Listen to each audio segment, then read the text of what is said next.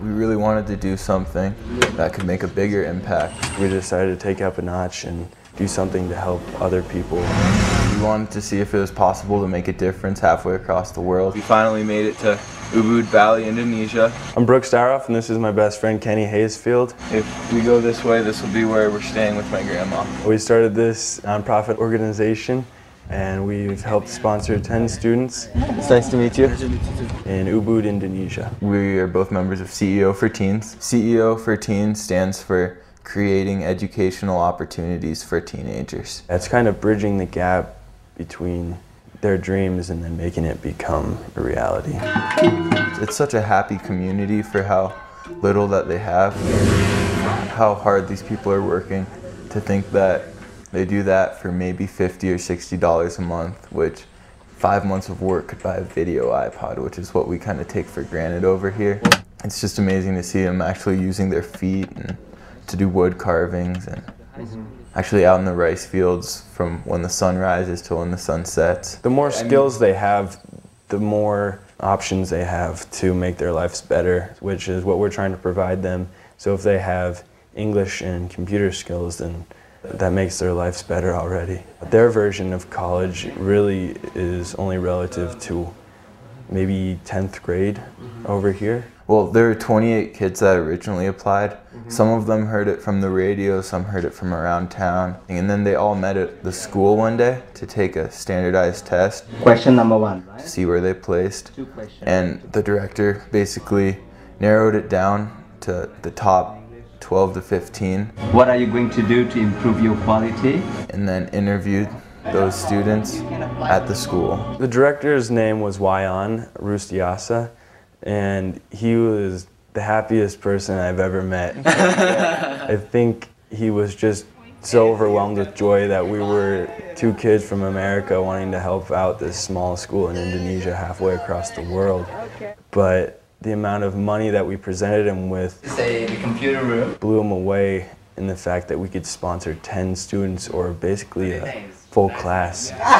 He was awesome the whole week, just carrying us around, translating, helping us understand, and ask questions to the kids when we did home visits. How would you make the most of it? In the home visits, the main point was to make sure that these kids really do need the help to get to school and that their parents can't support them. What are your goals and dreams? One of the questions that we asked each kid was what they wanted, what their goals were with their lives and what they wanted to do. And a lot of the kids had a goal of starting their own business or starting an internet cafe, and one girl wanted to start a playground type of area for little kids. They just all had something in mind that they wanted to achieve.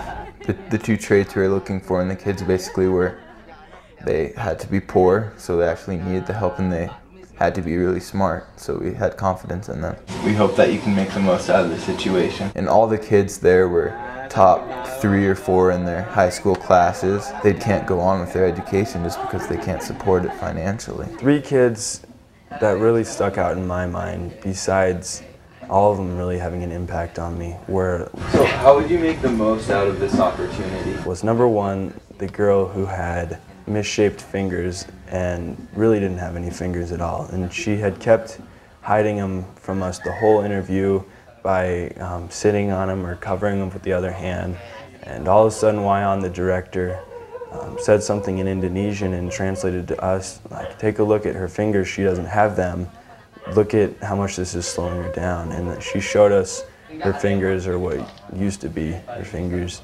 And we were both kind of just shocked because we saw how hard it was for her to get a job. It's been difficult. She was trying very hard after her senior high school year to apply for jobs, but she was getting turned down. We decided to sponsor her. So the main thing that she wants to get out of the scholarship is the ability to start her own business, so she doesn't have to worry about being hired by other people. She can be the one in charge.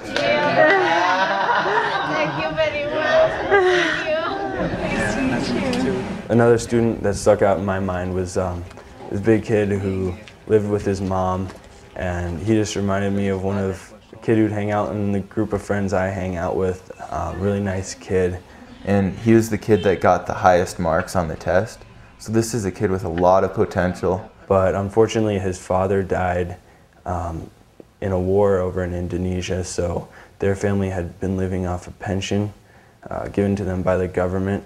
And when we awarded him the scholarship, the mom and him both broke down in tears and couldn't have thanked us more. When you're making $80 a month to pay for your food, as well as clothing and transportation, there's no room to pay for a college, university type of education. I want to be an English teacher. When he got it, he finally realized that some of his dreams can come true now. Another student that stuck out is the daughter whose dad came out of the bushes basically and said, "Sorry, I'm late. I just got done bathing."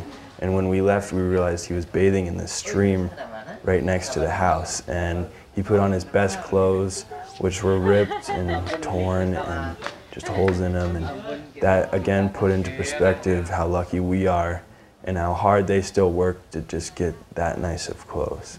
Unfortunately, we did have to say no to a couple of the students, which was heartbreaking. They just did not qualify for what we were looking for. Some of them were too well off, and others just didn't make the cut for one reason or the other. We are very happy to have all of you here. Basically, the banquet was a night that we planned from the beginning. Such a great night because we got to see everybody in there at their best, basically just happy as could be. It was just so rewarding to see what we had done and how hard we worked to see it finally pay off with all of the kids and their families in the same room, awarding the check to them. I don't think one of them let a smile go from their face one point during the night. It was almost like a dream to me. So. Some of the kids were already starting to bond with each other, and I think that was a big moment when we realized that this class of 10 kids really fits well with each other, and each one had their own story, and it's such a fascinating class. The thing about the 10 kids that we picked is we feel confident they will definitely succeed. We just have the faith when we interviewed them that they really have their goals straightened out and they're going to do everything they can to achieve it.